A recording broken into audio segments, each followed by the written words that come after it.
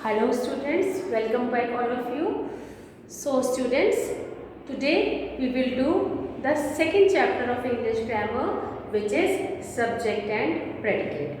I sent you the videos of the first chapter, which was sentences. I hope you all have watched all the videos that I sent you. Now it's time to do the new chapter. So all of you open your English grammar books and page number 9.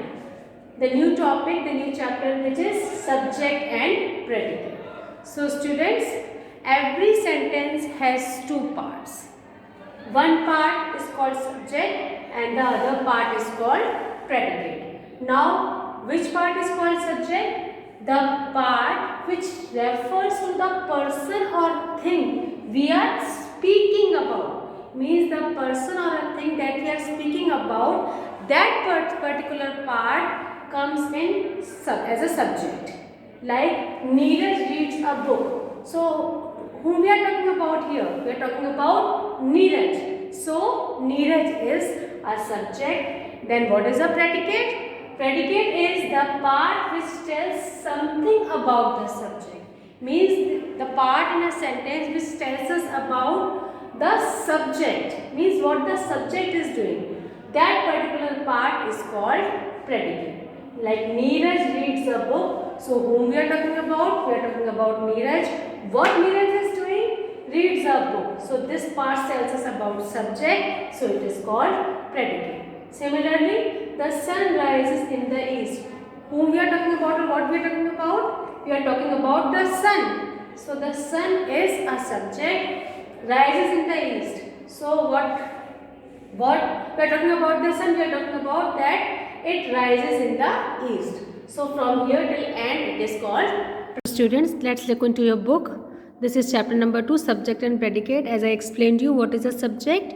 Means the person or a thing that we are speaking about or we are talking about, and the part which tells us about the subject is called predicate. So students, the second important thing, that if you are facing any problem in finding a subject, so here they have given you one trick to find out the subject of a sentence. So we can easily find the subject of a sentence by taking the verb and asking the question, who or what. Like Geeta sings well. So if you are asking a question, who sings well? So the answer comes Geeta. So automatically Geeta is a subject. The sun shines brightly. It is non-living. So what shines brightly? The sun. So the subject automatically comes the sun. So if you are facing any problem in finding out the subject, so these two tricks are very easy to find out the subject very easily. Now come to next page. Always remember, in imperative sentences the subject is left out. So beta, imperative sentences are those sentences in which we give order or give command or make request. So these kind of sentences do not do not have subject. Like stand up, so there is no subject shown. So what is the subject over here? Here the subject is you stand up. Thank you, I thank you. Alright, generally the subject is you in imperative sentence. Only in thank you you can use I thank you. Now come to the exercise. This exercise is given on page number 10. Choose the correct option. Every sentence has two parts. So what are they? Of course, subject and predicate.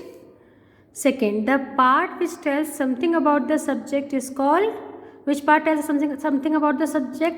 That is called predicate. Now come to the next exercise.